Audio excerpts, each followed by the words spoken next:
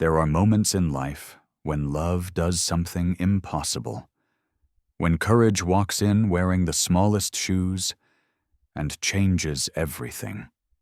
This story began on a gray winter morning in Portland. Inside a crowded hospital room, fluorescent lights hummed above a frail young woman named Elena Ward. Her breathing was shallow, her voice trembling as she held a phone to her ear. I'm so sorry, she whispered. I'm in the hospital, but I've been preparing for this interview for weeks. Please, if I could just reschedule. On the other end, the voice was cold, professional, unbending. If you're not present at the designated time, your application will be disqualified. Thank you. The line went dead. Elena's arm fell to her side. She stared up at the ceiling, sterile white, silent, and for a moment, it felt like her entire future had just flatlined. Beside her, on the thin blanket, lay a worn leather bag, her only lifeline. Inside was a neatly printed resume, and on top, a small handwritten note. For Ava, the start of something better. Tears filled her eyes. Please, she whispered, don't take this chance away from me. My daughter deserves more.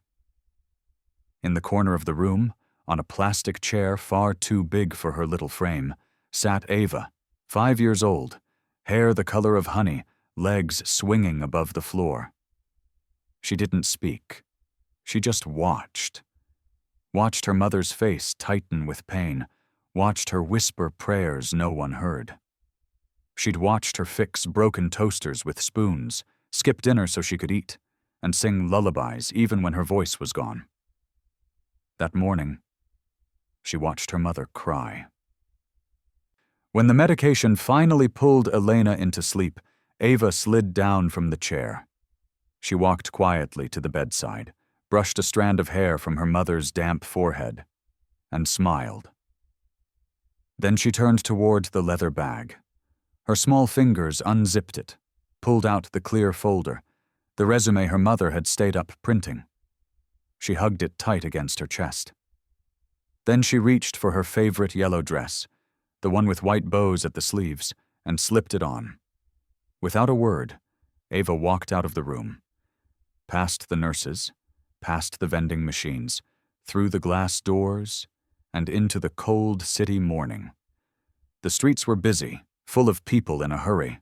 No one noticed the little girl walking alone, determination in her every step. She remembered the building from the brochure her mother had taped to their fridge. Everton Dynamics. It took her 2 blocks, 1 wrong turn, and a 40-minute bus ride.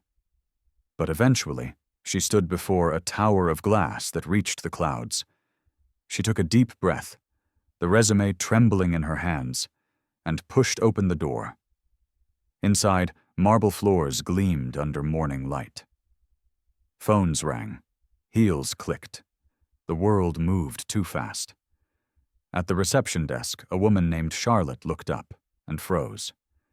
A little girl stood before her, barely tall enough to see over the counter, wearing a yellow dress and white socks. She looked like sunlight had just wandered in. "Sweetheart," Charlotte said gently. "I'm here for the job interview," she said. "It's my mom's. She's sick, so I came instead." Charlotte blinked. "You what?" "Her name's Elena Ward. She really wants this job." Around them, a few employees stopped walking. Phones were lowered. Conversations paused. Charlotte looked at her list. And there it was. Elena Ward, 9 a.m. "Mr. Cole, you might want to come down. It's unusual." Ethan Cole, 34, CEO of Everton Dynamics, was not the type of man easily impressed. Brilliant, ruthless, efficient. He built his company from scratch and, somewhere along the way, misplaced his heart. But when he stepped off the elevator and saw her, a tiny girl standing alone in the marble lobby, something inside him faltered. "You must be Ava?" She nodded, clutching the folder. "You're the boss?" "Yes." Then I need to show you my mom's papers. She deserves this job." She held up the resume like it was sacred. Ethan crouched down. "And why do you think she deserves it?" Ava thought for a moment, then said quietly, "Because she never gives up. Even when she's tired, she smiles for me. She says she wants a job that lets her buy ice cream every Saturday." For a second, Ethan couldn't speak. He felt something, unfamiliar and warm, stir beneath years of cold ambition. Then he smiled. "Then let's begin the interview." In the conference room, she sat in a chair twice her size. He opened the folder. The resume was simple: waitressing, cleaning, delivery jobs, but every line spoke of perseverance, and at the bottom, a single note. "I'm not asking for sympathy. I'm just asking for a real chance." He looked up. "Ava, what do you want for your mom?" She tilted her head. "I just want her to be happy. She says she'd be the happiest woman in the world if she could buy me ice cream every weekend." He laughed, softly, painfully. Something cracked open inside him. When the interview ended, he stood. "Thank you for coming, Ava." "You're welcome," she smiled. "Mom says I'm brave all the time." He looked down at her and realized she truly was. That night, Ethan sat alone in his office. He reread the resume under the city lights, and for the first time in years, data and profit margins felt meaningless. He pressed the intercom. "Charlotte, send flowers to City General Hospital and some chocolate milk for a little girl." He paused. "Write the note. To the strongest woman I have yet to meet." The next morning, Elena woke to the scent of flowers. A pastel bouquet rested beside her bed, with a small wrapped box and a note. She read it twice, trembling. "To the strongest woman I have yet to meet." Her heart skipped. "Ava," she whispered, reaching for her phone. When she called the company, the receptionist laughed gently. "Miss Ward, no need to apologize. Your daughter might be the bravest applicant we've ever had. Our CEO would like to meet you. This afternoon." Hours later, Elena stepped out of a cab in front of the same glass tower. Her hair was tied neatly, her navy blouse pressed smooth, though her hands still shook. Inside, Charlotte greeted her with a smile. "He's expecting you." When she entered the top-floor office, Ethan stood by the window. He turned, not the cold executive now, but a man genuinely glad to see her. "Miss Ward," he said softly, "I'm glad you're feeling better." "Thank you." "And I'm so sorry about Ava." "Don't be," he smiled. "She gave one of the best interviews I've ever seen." She laughed through a tear. "She tends to do that." He gestured to the chair. "Please, sit. I'd like to offer you a position." And just like that, her life began again. Elena worked harder than anyone. Early mornings, late nights, learning everything she could. At first, people whispered, "She's the one with the kid." But soon, they said another thing. "She's really good." Ethan noticed everything. How she stayed late fixing presentations. How she skipped lunch so her daughter could have enough at home. And when she made mistakes, how she owned them with quiet grace. He never hovered. He simply made sure she had space and respect. A quiet message when Ava had a fever. Family comes first, a second sandwich left on her desk, by accident, small things that said what words couldn't. One night, the office was nearly empty. Elena sat finishing slides, eyes tired but proud. Ethan appeared at her desk. "You work harder than people who've been here 10 years, he said. She smiled. "Guess I'm making up for lost time." He sat beside her. "Why did you stop college?" She hesitated, then told him. About the man who left. About her parents who turned her away. About choosing to keep Ava, even if it meant losing everything else. When she finished, she looked down, embarrassed, but Ethan's hand found hers. "I was left too," he said quietly. "My parents died when I was 10. I built this company to feel safe again. But you built love.